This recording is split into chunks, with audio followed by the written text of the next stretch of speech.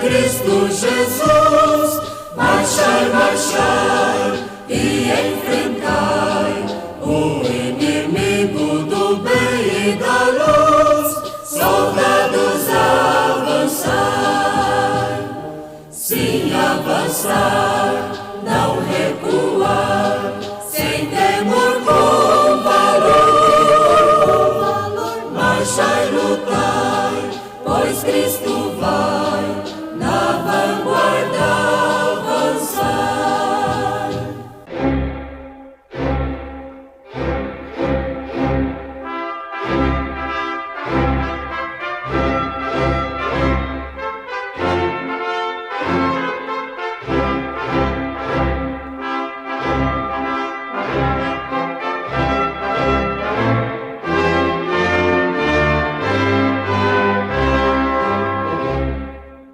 Neste momento, Deus, através desta emissora, leva até você mais um programa de fé, com hinos, orações e uma palavra poderosa a seu favor.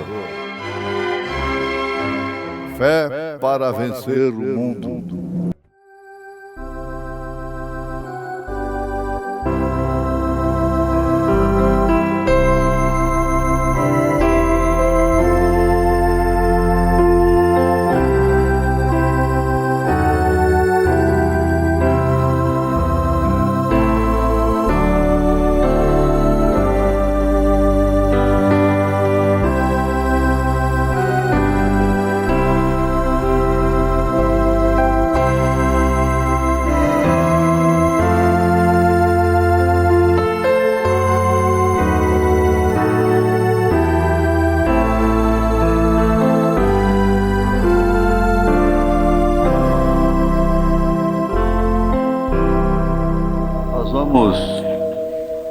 Vocês podem marcar aí na Bíblia, marquei no São Mateus 16, não é? São Mateus 16. Aí nós vamos encontrar a confissão de Pedro, a partir do verso 13. São Mateus 16, verso 13. E chegando Jesus às partes de Cesareia de Filipe, interrogou os seus discípulos, dizendo: quem dizem os homens ser o Filho do Homem? E eles disseram: uns João Batista, outros Elias, e outros Jeremias ou um dos profetas. Disse-lhes ele: e vós, quem dizeis que eu sou? E Simão Pedro respondendo disse: tu és o Cristo, Filho de Deus vivo. E Jesus respondendo disse-lhe: bem-aventurado és tu, Simão Bar-Jonas, porque tu não revelou a carne e o sangue, mas meu Pai que está nos céus. Pois também eu te digo que tu és Pedro, e sobre esta pedra edificarei a minha igreja, e as portas do inferno não prevalecerão contra ela. E eu te darei as chaves do reino dos céus, e tudo que ligares na terra será ligado nos céus, e tudo que desligares na terra será desligado nos céus. Então mandou seus discípulos que a ninguém dissessem que ele era o Cristo. Deus amado, inclinamos nossas cabeças, fechamos os nossos olhos e não pensamos noutra coisa nesta hora senão em quem realmente o Senhor é. Graças a Deus que isto nos foi revelado. Nascemos na fé sabendo que tu és o Cristo, o Filho de Deus vivo habitar, que o Senhor é o Alfa e o Ômega, o princípio e o fim. Aquele que vê o Senhor vê o Pai, e que o Pai está no Filho, assim como o Filho está no Pai. E também quem tem o Filho tem o Pai. Isto é grandioso, ó Pai. Talvez hoje seja muito simples, depois de descoberto, mas para quem não conhece, isso é uma complicação, é uma dificuldade que poderá levá-lo até mesmo a aceitar a marca da besta. Quem tem essa revelação não será marcado com a marca da besta. Isso é uma grande vitória, sim. Isso é um grande mistério, isso é uma grande coisa que nós temos recebido aqui neste lugar. Em nome de Jesus Cristo, nós pedimos e suplicamos que perdoes os nossos pecados e vivifique a Tua palavra em nossos corações. Amém, Senhor. Amém. Podemos assentar-nos.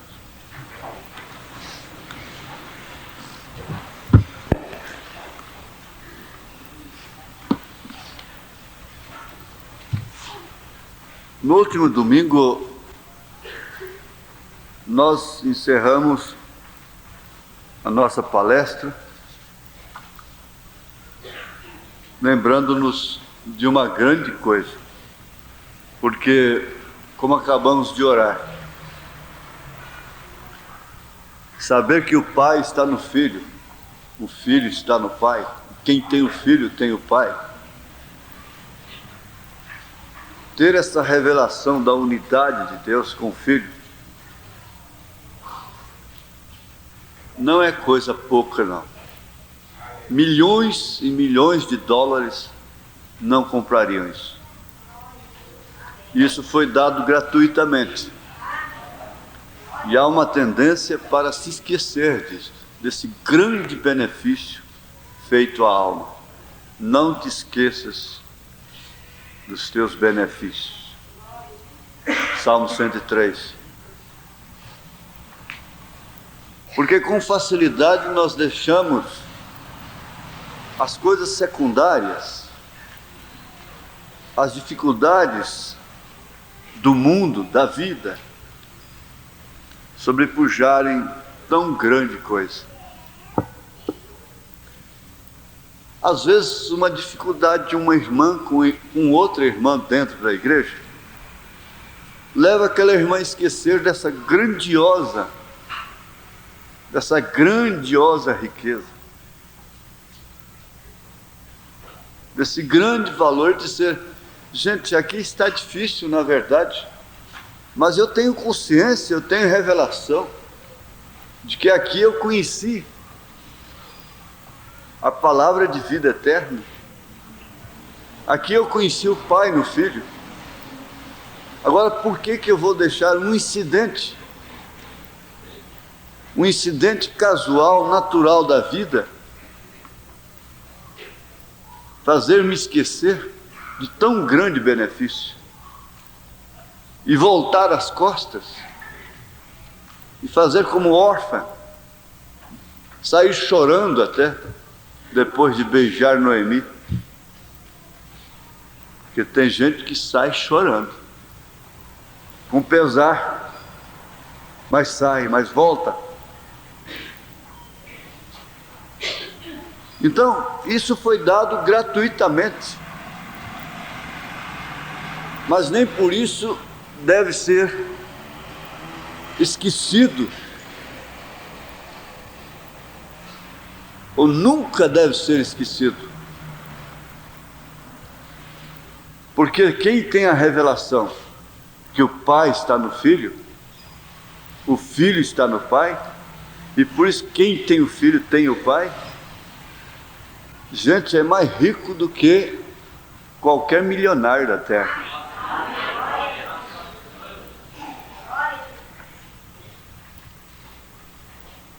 E tem uma coisa,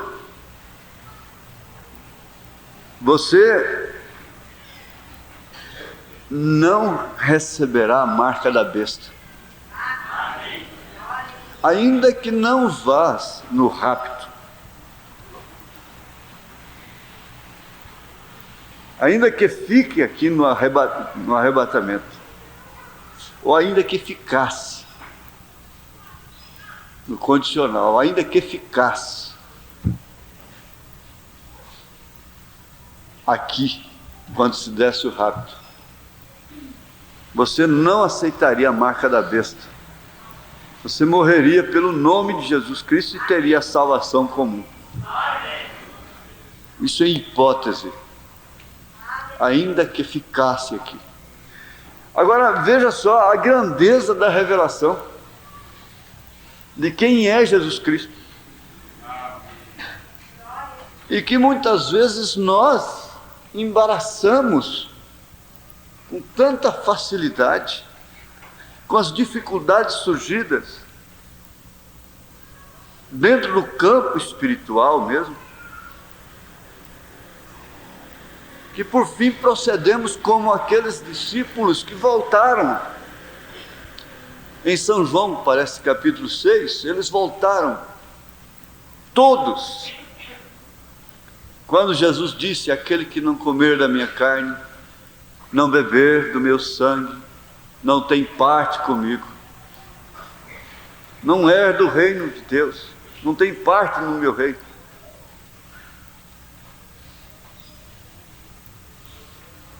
Vamos supor que fosse mesmo a carne humana de Jesus. Vamos que fosse mesmo a química, o sangue dele mesmo. Eu creio que Pedro comeria a carne de Jesus e beberia o sangue dele. Porque desde que a condição fosse essa, para entrar no reino tinha que comer a carne, literalmente falando. De fato, a carne humana mesmo. A condição fosse aquela. Ora, deixar de comer a carne de Jesus, beber do sangue de Jesus e perder o reino dele? Então é melhor comer a carne de Jesus, beber o sangue dele e ir para o reino dele.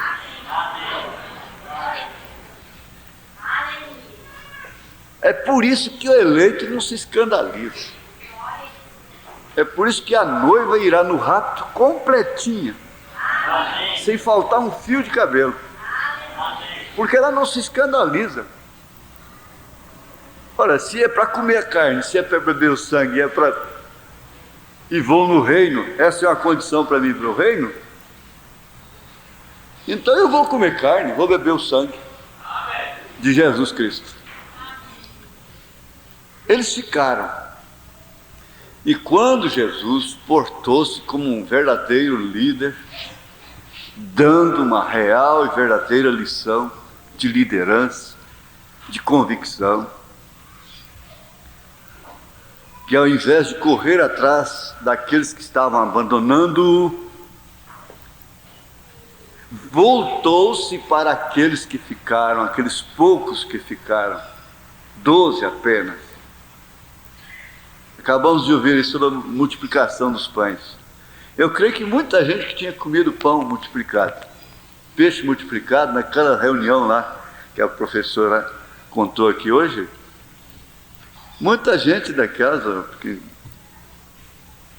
foi embora. Recebeu o milagre, muitos que tinham sido curados, muitos que tinham sido libertados, foram embora naquela hora tão difícil, porque foi difícil mesmo.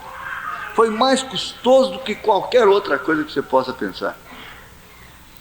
Porque comer carne humana, de acordo com a lei de Moisés, do próprio Deus, beber sangue, nem de animal não podia, e não pode. Então era muito difícil. Mas eles ficaram.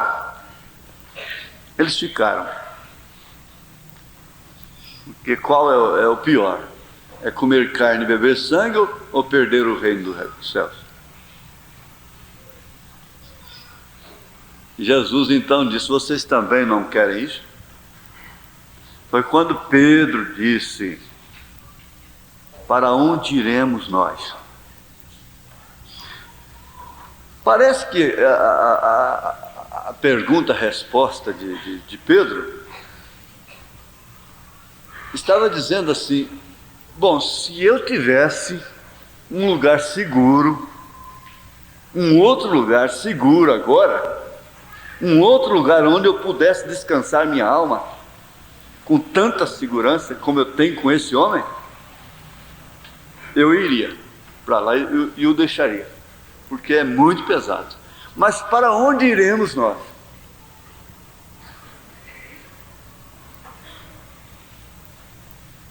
Só de ti procede palavras de vida eterna. Eu estava vendo o corpo do Montarcilo tombado. E eu estava pensando justamente isso. Gente, a melhor coisa que existe é morrer. A melhor coisa que possa existir no mundo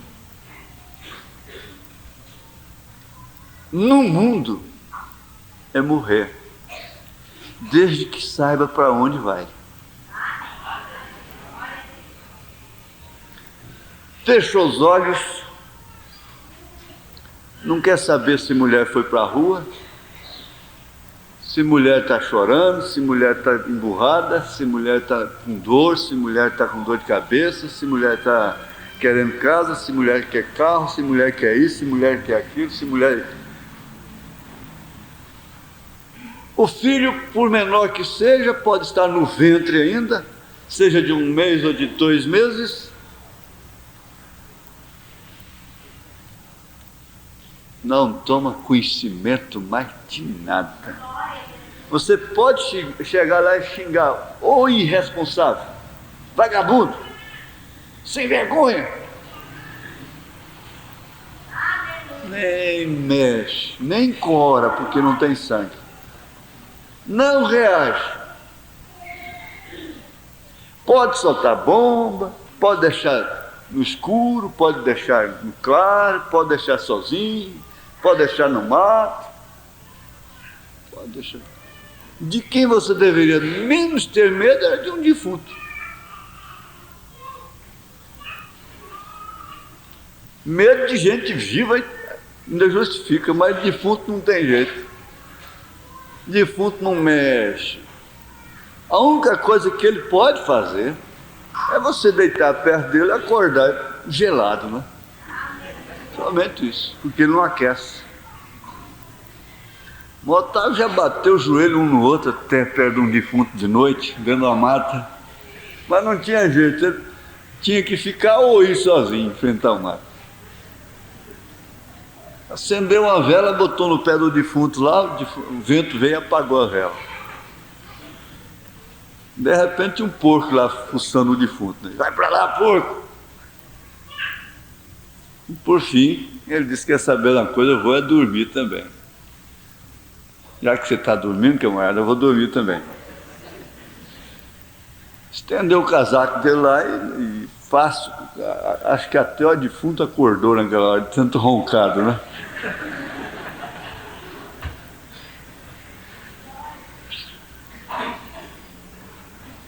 Mas é verdade. Vocês crescem querendo ver só boas coisas. Mutirama, o jardim zoológico, tudo isso é bom. O horto, né? Conhecer os animais, passear, nos feriados, dia domingo. Mas não entra no hospital. Essa mulher que está aí no calcanhar do marido, dia e noite, implicando com tudo, implicando com o filho, ela deveria fazer uma visita na clínica, em clínicas de quem está lá, com problema de cabeça, porque aí ela veria o lugar onde é que ela vai parar. E aí fica lá assim, ó, inchado, tomar remédio, vou babando. Por quê? 90% dos casos, por causa de marido e por causa de filhos. Resolve. As clínicas deveriam ser visitadas. Quem já entrou num necrotério aqui? Levante a mão, por favor. Oh, muita gente já entrou no necrotério. Viu o defunto lá? Ah, bom. Eu entrei uma vez, não quero entrar mais não.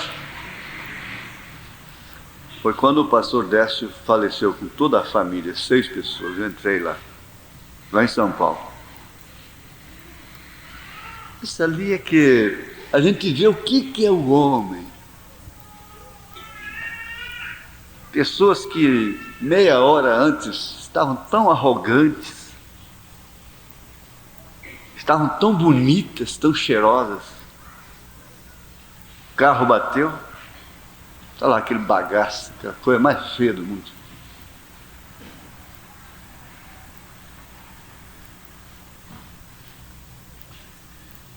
Mas,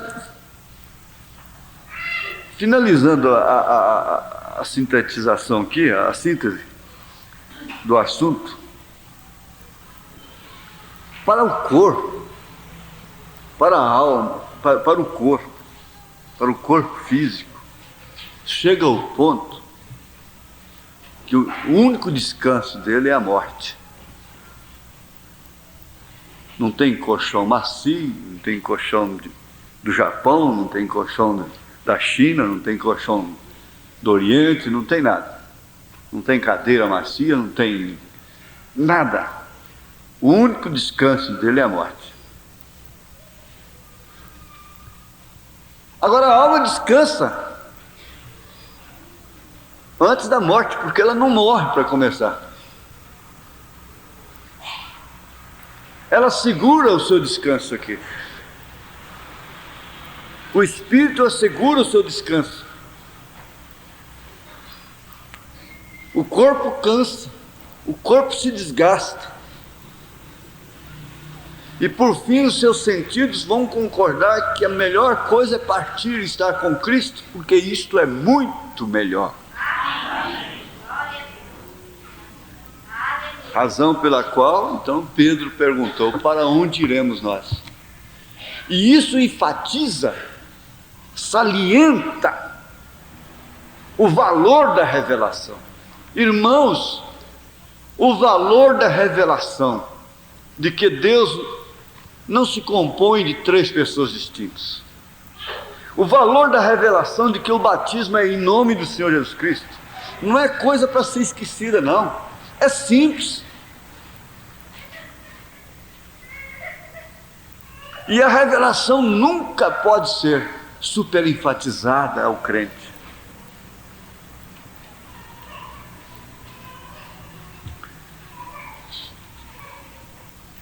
Nós concluímos que no milênio haverá uma inversão e que as leis que agora estão regidas por Satanás, dominadas pelo diabo, controladas, o reino terreno está controlado por Satanás, o reino político religioso. A noiva não quer copiar nada de religioso. A noiva não tem satisfação a dar a sistema religioso, seja ele bonito ou feio, moralista ou não, não tem satisfação. Eu estou ao lado de uma pessoa que crê que Jesus Cristo é Deus, que crê que William Branham é seu profeta.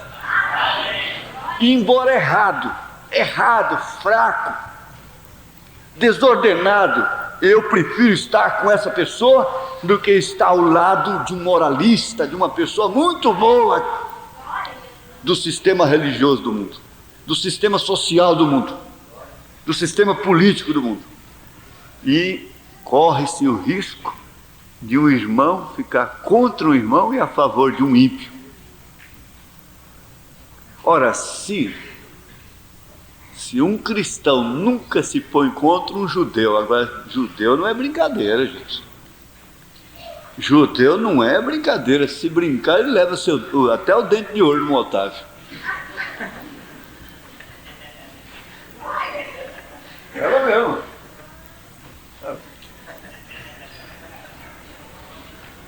Se brincar ele leva. Mas um cristão verdadeiro nunca fica contra um judeu. Você quer saber de uma coisa?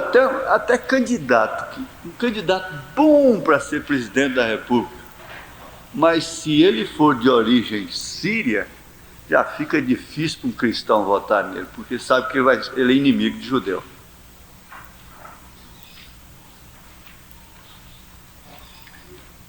de outra região ali da Palestina, que seja inimigo de judeu. Agora, se um cristão não fica contra judeu, como é que pode um cristão ficar contra um outro cristão? Como é que pode um eleito ficar contra outro eleito? Ou porque você acha que eleito não erra? Eleito erra, sim. Ele não erra em relação à sua fé. Ele não erra em relação a Deus.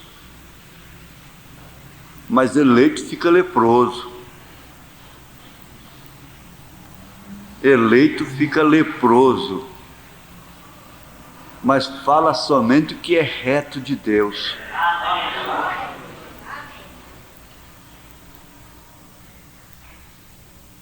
Ele adora a Deus em espírito e em verdade. E por isso o Pai se agrada dele. O eleito, ele difere diante de Deus, não diante dos homens, propriamente. Jacó se complicava diante dos homens, mas antes de nascer, ele foi amado por Deus. E Esaú foi aborrecido. Então esse é o valor, a importância da revelação de nosso Senhor Jesus Cristo. Caracteriza a pessoa como eleito, a pessoa que dá valor à revelação. Agora, a revelação, irmãos, não é eu estar sabendo o que está acontecendo atrás da parede ali, não. A revelação não é eu saber como está seu fígado e você está com a cólica de fígado agora. A revelação não é eu saber o que você está pensando agora. A revelação não é propriamente isto.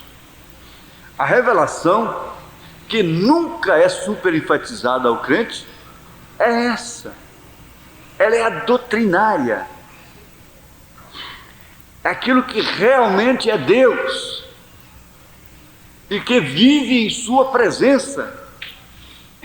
É a revelação da onisciência, da onipresença, da onipotência de Deus.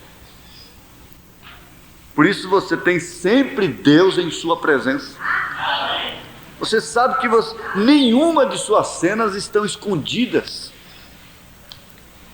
Nenhum de seus passos estão escondidos, a menos que eles sejam ou tenham sido apagados pelo sangue de Jesus Cristo, pela fé no sangue de Jesus Cristo. Por isso que a revelação nunca é super enfatizada, quer dizer, nunca se fala demais sobre ela. Esse tipo de coisa. Não aparecendo cada dia com uma revelação diferente, doutrinária, para assim dar uma novidade para o povo e para realçar um homem, para prender o povo a um homem, a uma pessoa, a um líder. Não. Nós vamos aqui com o irmão Brennan na revelação de Jesus Cristo. Quem dizem os homens ser o Filho do Homem? E eles disseram, uns João Batista, outros Elias e outros Jeremias ou um dos profetas. Disse-lhes ele, e vós, quem dizeis que eu sou? E Simão Pedro, respondendo, disse, tu és o Cristo, Filho de Deus vivo. E Jesus respondendo, disse-lhe, bem-aventurado és tu, Simão Barjonas, porque tu não revelou a carne e o sangue, mas meu Pai que está nos céus. Pois também eu te digo que tu és Pedro, e sobre esta pedra edificarei a minha igreja, e as portas do inferno não prevalecerão contra ela. Ora, eu estudei um grande teólogo sobre isso aqui, antes de conhecer a mensagem. Mas é interessante a pessoa quando ela é predestinada para receber estas coisas pela revelação divina. Aquilo me embebedava, parece ser a coisa mais próxima da verdade. Aquilo era muito bonito, mas não satisfazia. Quando eu li isso aqui, quando eu vi isso aqui, ora, isso foi tudo. Isso foi tudo que eu podia esperar nesse sentido. Apesar de que eu nunca fui curioso, vocês sabem disso. Eu nunca estudei a Bíblia por curiosidade. Eu não sou especulador, vocês já notaram? Eu não vivo especulando a mensagem.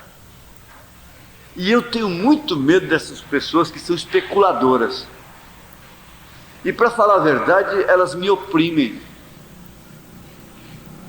Elas se enchem de perguntas tão difíceis, a ponto de quererem saber até quem foi a mulher de Caim. E entram em coisas tão custosas na Bíblia. Mas eu nunca tive esse tipo de curiosidade. E eu acho que isso é um bom sinal, é uma boa coisa. Eu sempre digo, irmão, irmã, eu não sei isso. Agora, muitas coisas que eu não sabia, elas vieram com o tempo, naturalmente aquilo foi respondido. Nada me impede de ser batizado em nome do Senhor Jesus Cristo. Nada me impede em relação à fé num profeta. Outro dia eu disse mesmo para um irmão, olha, isso aí eu não tenho na Bíblia, eu não tenho lembrança escriturística disso. Mas é por isso que nós cremos num profeta. É justamente por isso. Então nós constatamos que não precisamos ser especuladores, curiosos. Isso nos faz caminhar de uma maneira mais segura. Naturalmente eles tinham alguma coisa, alguma interrogação de quem era aquele homem com quem eles estavam, com quem eles comiam, com quem eles pescavam, com quem eles dormiam, com quem eles andavam, com quem eles se assentavam. Quem é este que até os ventos lhe obedecem? Mas olha, tu és o Cristo, o Filho de Deus vivo. E falando ainda sobre a carne e o sangue, nós vamos ver como Jesus disse para Pedro, respondeu a Pedro, pois não tu revelou a carne e o sangue, mas sim meu Pai que está nos céus. A revelação não tem nada a ver com a carne e o sangue, não tem nada a ver com o entendimento humano, porque caso contrário, só irá no rapto é quem tem o 2º grau, pelo menos.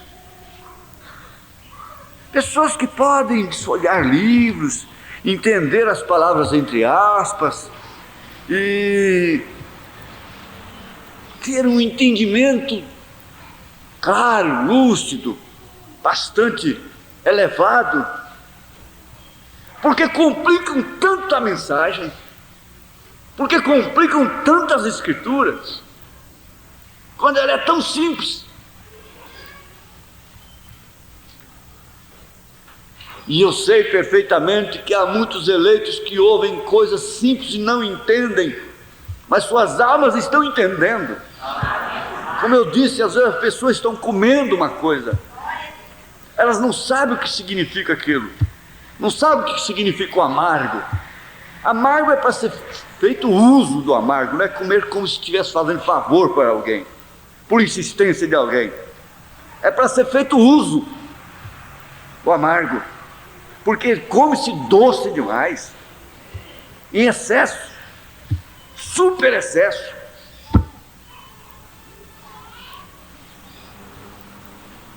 E assimila, a pessoa assimila proteínas, calorias, sais minerais, o hidrato e tantas outras coisas, as vitaminas, sem terem conhecimento nenhum,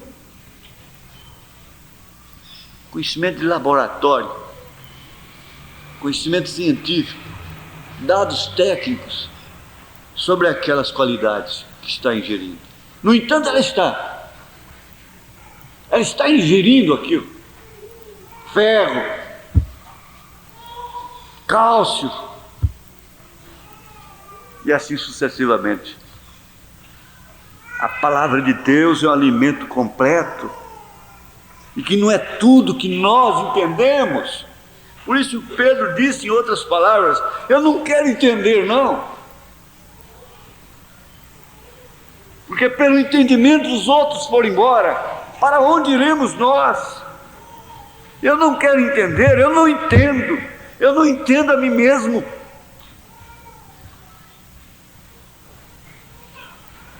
Se eu for me julgar hoje, eu tenho que fazer aquele julgamento que Davi fez: este homem tem que morrer, esse homem tem que morrer e ser queimado. Ele deve ser queimado aos pouquinhos.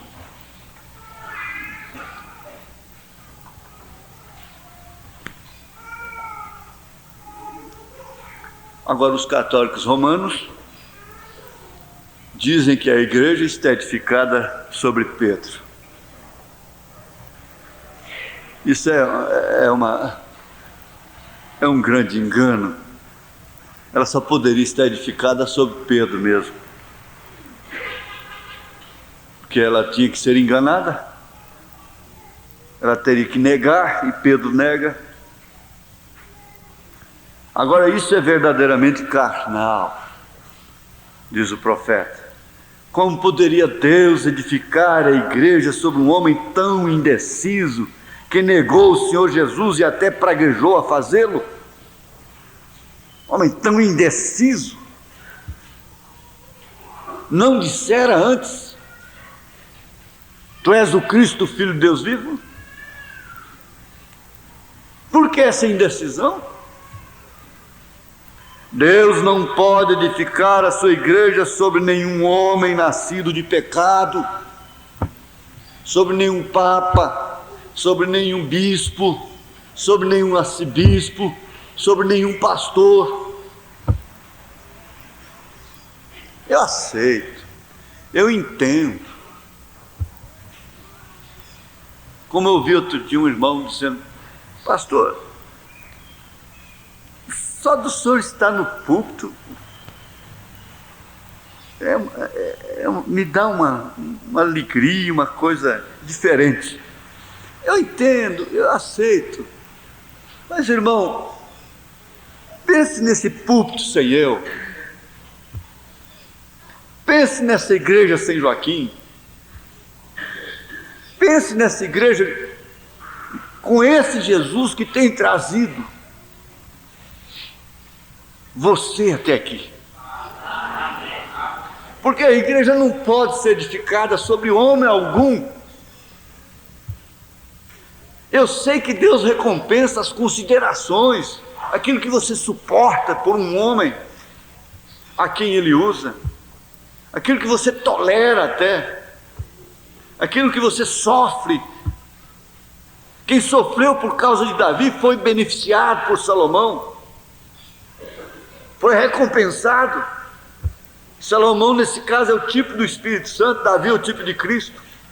Foi recompensado, porque sofreu por ele. Mas a ponto de pensar: se meu pastor for embora, essa igreja acaba. Isso é uma astuta cilada do diabo.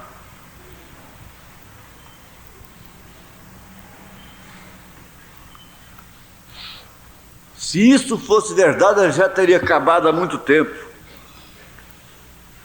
Então Deus não pode edificar sua igreja sobre nenhum homem nascido de pecado. Essa congregação faz parte daquela congregação que Jesus estava se referindo a ela. É uma parte daquela igreja da qual Jesus fez referência. Lá, as portas do inferno não prevalecerão contra ela. Edificada sobre aquela pedra.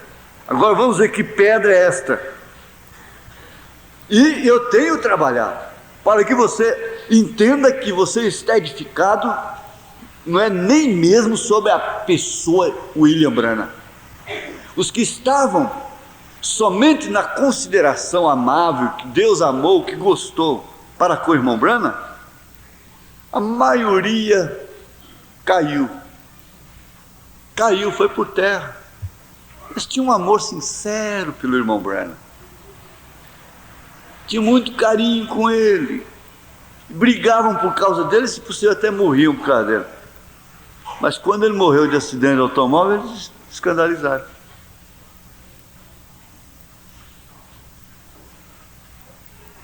Talvez fosse melhor não ter muito, vamos dizer, chamego com o irmão Branham e estivesse na mensagem até hoje, na mensagem do irmão Branham. Não tivesse muito chamego com a pessoa.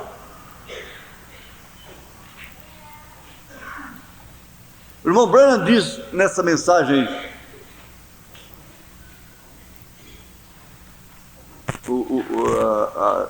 a história de minha vida, que ainda vamos ler. Ele diz em outras palavras assim, que Deus não o matou por causa do dom que ele estava nele, por causa do ofício. O anjo teve que respeitar o ofício. Então as pessoas que elas respeitam o ofício distintamente e gostam daquele que tem o ofício, que porta o ofício, considera, respeita, tudo bem, nada de mal nisso, até enquanto isso não interfira na sua revelação de que sua fé está edificada sobre a palavra, sobre a revelação de quem é Jesus Cristo. E não foi sobre alguma pedra ali que a igreja foi edificada, como se Deus houvesse santificado a terra naquele lugar. Que há muita gente que, por exemplo, vamos a Jerusalém, e lá eu entro no túmulo onde Jesus foi sepultado, e de lá eu trago uma pedrinha, e daquela pedrinha eu faço um objeto para mim, tudo bem, está tudo certo. Mas dizer que eu me tornei alguém muito especial porque entrei no túmulo de Jesus, porque tirei fotografia ao lado do túmulo do irmão Branham, e aquilo me fez uma pessoa especial, porque eu estive lá na Pedra da Águia, lá onde o irmão Branham esteve tantas vezes, e tirei fotografia lá, e isso faz de mim uma pessoa especial? Não. Lugares não fazem pessoas especiais. Não há lugar assim. Há um lugar como esse, o santuário, que você santifica e dedica para você, vamos dizer, ter um ápice de reverência, um ápice, um momento de adoração. Por isso você não conversa aqui dentro, não trata de outros assuntos aqui dentro, por isso você canta, por isso você ora, por isso você glorifica, por isso você escuta, dá ouvidos. Então esse lugar está tudo bem, é um lugar santo, mas ele não te levará a nenhum passo à frente, a menos que sua fé esteja aqui de acordo com a palavra. E não foi sobre alguma pedra ali, como se Deus houvesse santificado a terra naquele lugar. E não é como dizem os protestantes, que a igreja está edificada sobre Jesus. É sobre a revelação. Leiam como está escrito: não tu revelou a carne nem o sangue, mas meu Pai tu revelou. E sobre esta pedra, a revelação, edificarei minha igreja. A igreja é edificada sobre essa revelação de que Deus não é composto de 3 pessoas, que Jesus Cristo é Deus, Ele é o Filho do Deus vivo habitar, Ele é aquele corpo me preparaste, Ele é Emanuel, Ele é Deus conosco. Leiam como está escrito: não tu revelou a carne nem o sangue, mas meu Pai tu revelou, e sobre esta pedra, a revelação, edificarei minha igreja. Minha, eu gostei disso aqui, minha igreja. Agora eu pergunto: que igreja é esta? Isso é a minha igreja. Edificarei a minha igreja. É católica romana? Então ela teria, o Vaticano tinha que estar lá onde Pedro fez aquela confissão, não lá na Itália, não lá em Roma. Já há uma incoerência. Para começar, Pedro nunca foi lá. Eles dizem que foi, mas nunca foi lá. Quem foi lá foi Paulo. Foi lá que eles cortaram o pescoço de Paulo. Mas minha, é propriedade, é possessivo. Jesus tem propriedade, Jesus é possessivo. Ele é possessivo. Como você é possessivo, você gosta de possuir, ter, dizer é meu, é minha. A minha mãe dizia, essa palavra meu pega no céu da boca, e uma das coisas que um homem deve anelar, dizer, essa casa é minha. Os rapazes devem pensar logo cedo: esse lote é meu, essa casa é minha. Se um homem tem que ter uma vaidade, é ter uma casa que seja simples quanto for, mas essa é minha. Não como aula de criança, mas repita para você ver como é que ela pega. Fala minha. Por favor, um pouquinho de humildade só. Diga minha.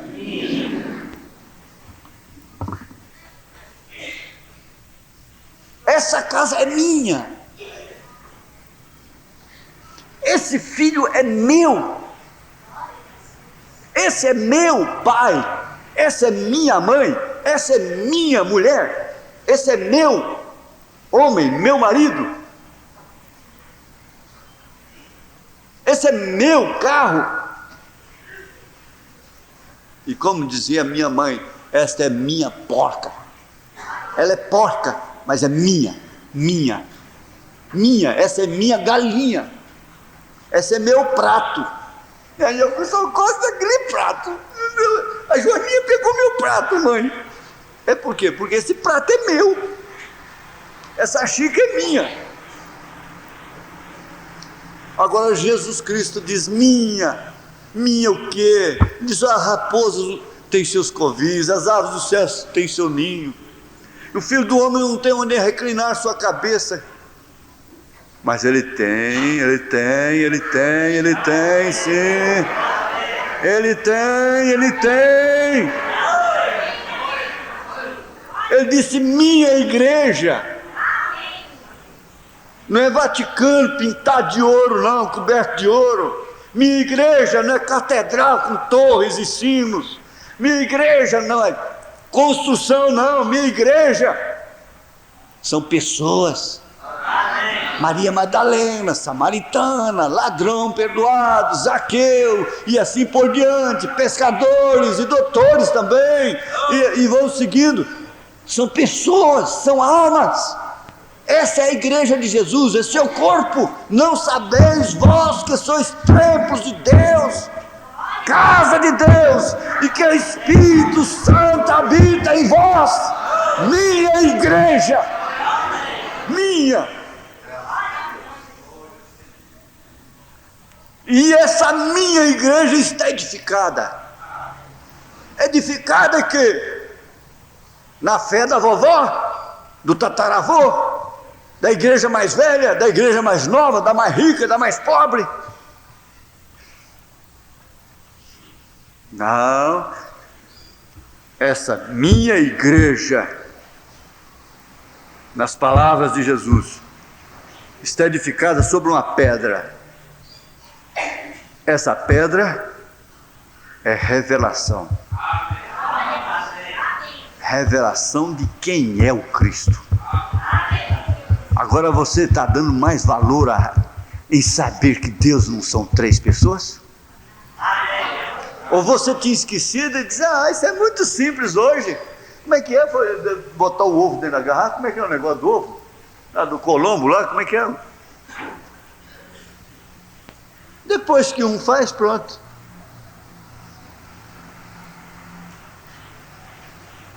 Não. Nós estamos sendo despertados para lembrarmos constantemente que essa revelação que nós temos não permitirá que sejamos marcados com a marca da besta. Eis aí então o grande valor até de ensinar as criancinhas.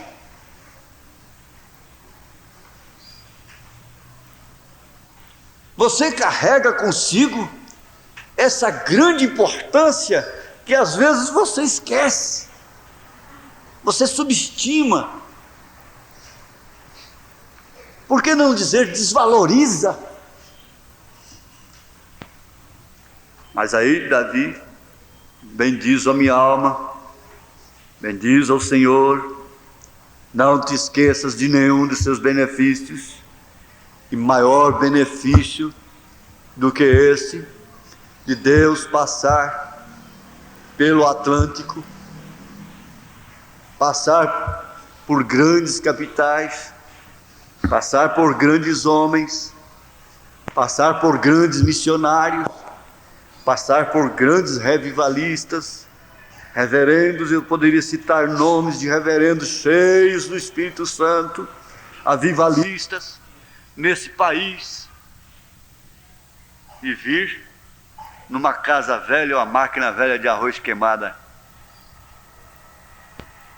e mostrar que essa era foi visitada por um profeta que na verdade já morreu fisicamente, mas sua morte não pôs fim ao seu ministério, e está mostrando essas coisas até hoje. Agora você às vezes se julga infeliz, queixoso. A coisa que mais aborrece a Deus é a queixa, porque Deus te deu o melhor. E quando você dá as coisas melhores para uma pessoa, para um filho, que ele fica só queixando, e você já deu o que você podia dar para ele, deu as melhores oportunidades, e quando vai conversar com ele, só lamentação, só murmuração, dá uma ira tremenda, e Deus ira com as pessoas queixosas que vivem lamentando a vida, porque o que ele tem dado é demais, é significante demais. Deu de si próprio, a ponto de dizer: na casa de meu pai há muitas moradas, e eu vou vos preparar lugar.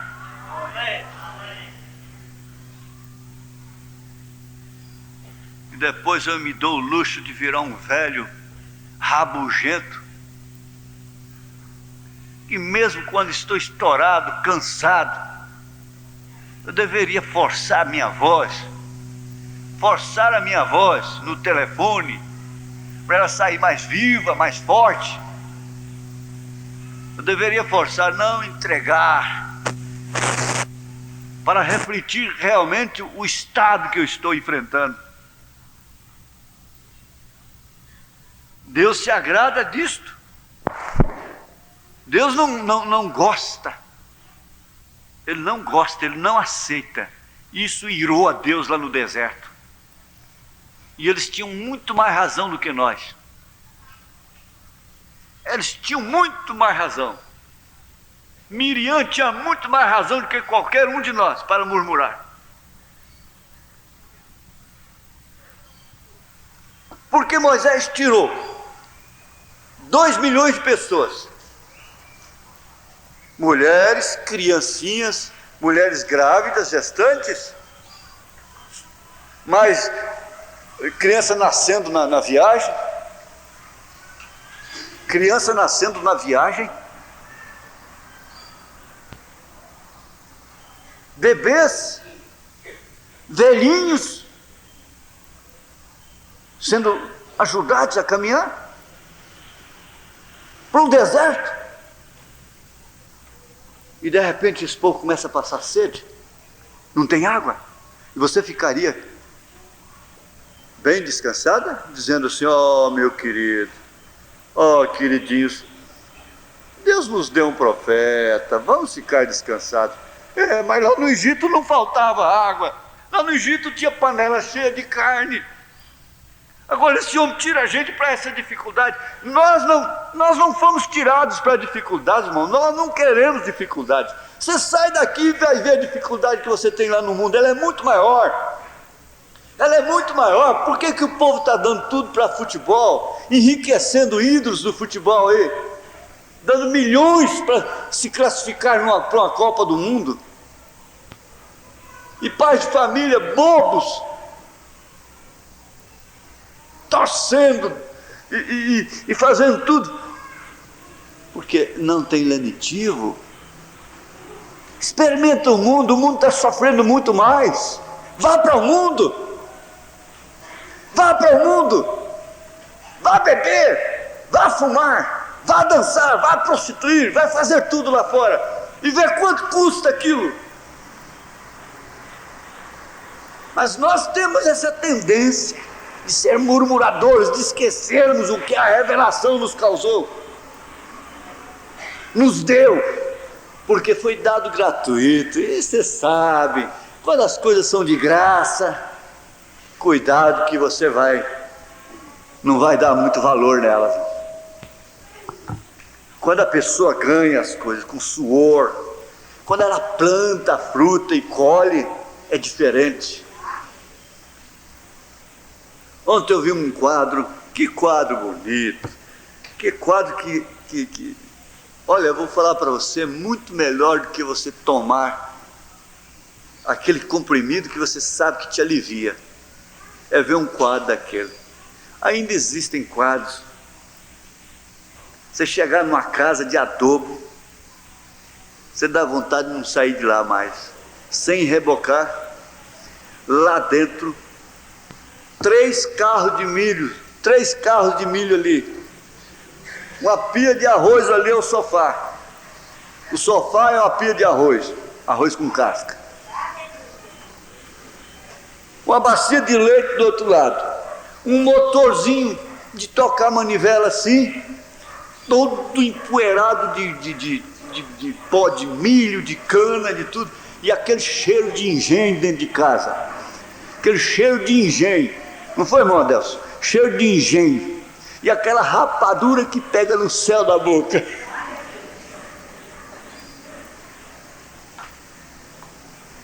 E aqueles meninos, aquela escadinha, mas tem um talzinho lá de uns 7 anos, pula nas costas do bezerro, o bezerro sai.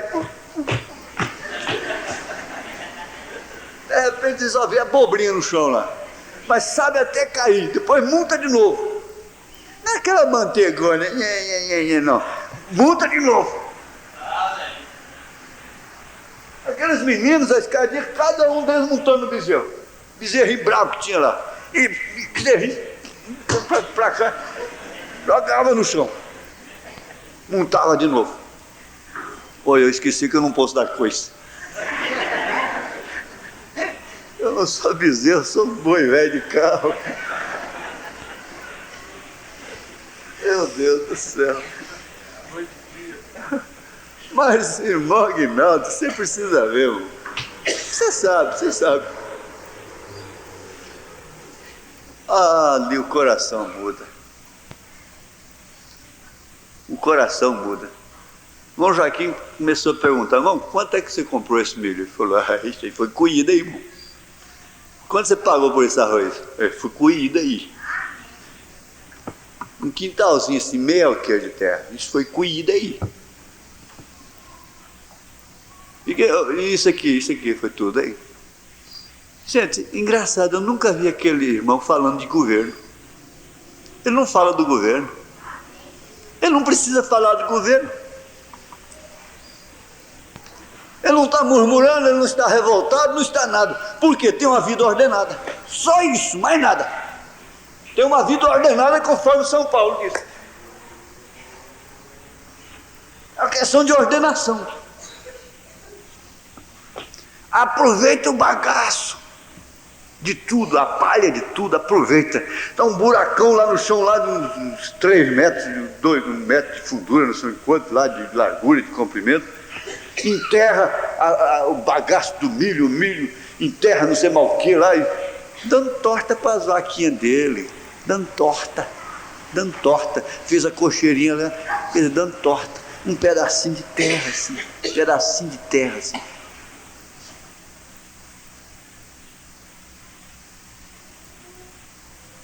Mas, meu Deus do céu, onde é que está a felicidade?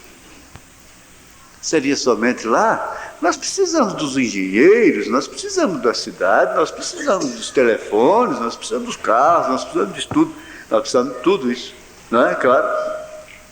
Mas eu quero saber onde é que a igreja está edificada. A igreja está edificada. E por que mesmo lutando e com dificuldades e arranhões e coisas, estão felizes? Estão sempre agradecendo e nunca estão murmurando.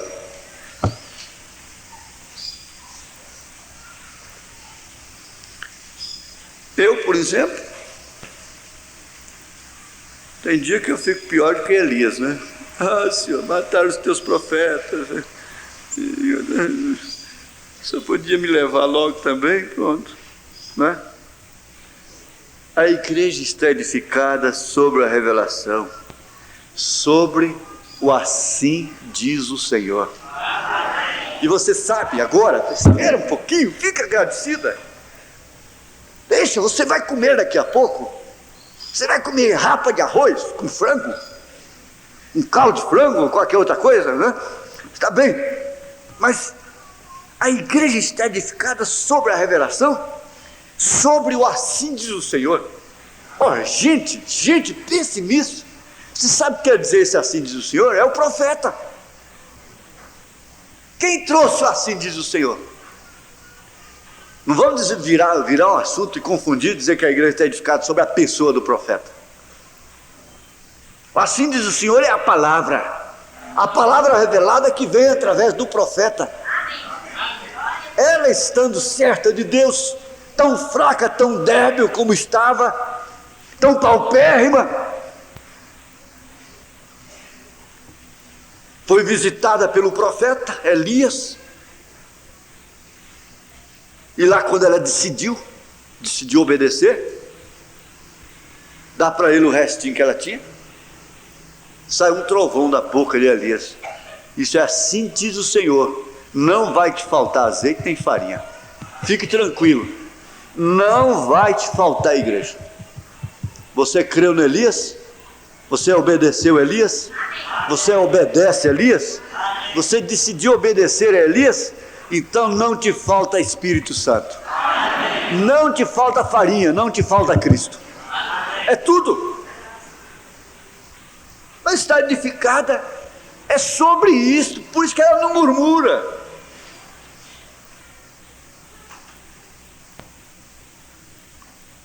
Onde estavas quando eu pus o fogo aqui, queimei isso aqui, fiz uma fogueira aqui em cima? Onde estavas quando a neve penetrou aí com 15 centímetros de gelo, congelando a terra? E agora você me aparece, florzinha, nesse mesmo lugar que eu pus fogo, nesse mesmo lugar que a neve penetra com gelo a 15 centímetros lá dentro? E agora você me aparece com essa beleza toda, sem murmuração nenhuma, com toda a sua beleza, com toda a sua simplicidade. Onde estavas tu quando as bombas estavam explodindo aqui e as pedras estavam todas sendo enfumaçadas, ficando negras, impregnadas de fumaça? As árvores tombando, morrendo, secando as raízes, queimando tudo. E de repente eu olho debaixo dessa pedra, você está aí, florzinha branca. Que é? Me conta essa história. Por quê? Por que num vendaval de confusão, de murmuração, de insatisfação, tem essa flor agradecida debaixo dessa pedra negra? Depois em meio a esses escrombos morais, escrombos sociais, escrombos políticos, ainda há essa flor branca nessa terra de escrombos. Onde estavas tu? Você estava nele desde antes da fundação do mundo. Você fica olhando assim, pai de família, mãe de família, mulheres, homens, moças, crianças mesmo já estão enfrentando tudo isso.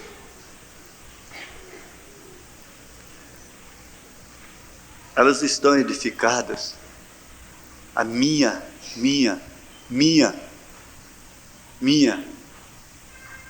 Você não é minha igreja. Você não é minha igreja. Você nunca pode falar minha igreja. Quem pode falar minha igreja é Jesus Cristo. Porque se a pessoa, uma esposa, sair dizendo aí por aí, a minha esposa, a minha esposa, a minha esposa, a igreja é esposa, ela nunca diz minha, a minha esposa, ela diz meu, ela fala meu, ela não fala minha. Uma mulher casada, uma senhora, não pode dizer minha esposa, ela estaria louca. Ou então, em 1 Romanos, capítulo 1 de Romanos já, não é? Isso aí já é o sodomismo, é outra coisa. Mas ela nunca diz minha esposa, ela diz meu esposo. Agora quem diz minha é ele. Diz a minha igreja, edificarei a minha igreja. Sobre Pedro? Não é sobre Pedro, não é sobre um lugar santo.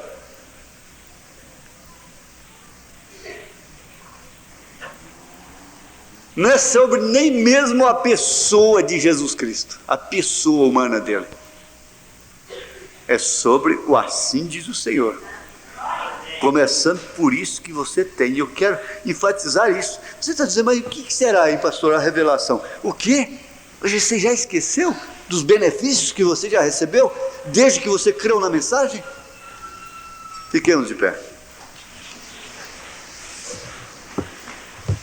Senhor Deus, eu creio que desde que essas crianças se arrumaram, tomaram rumo à tua casa, seus pais, suas mães, com tanta boa vontade, dando significância a isto.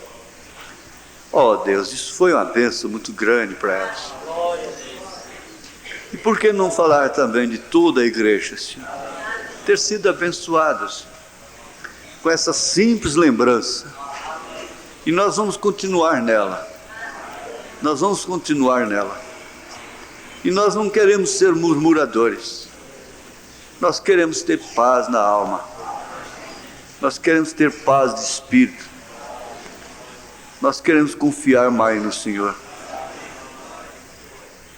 Nós queremos crer que de fato o Senhor tem nos escolhido desde antes da fundação do mundo. E estamos agradecidos, porque pelo menos, marcados com a marca da besta, nós não seremos. Isso é uma grande coisa, Senhor, porque a esses não restará nenhuma esperança.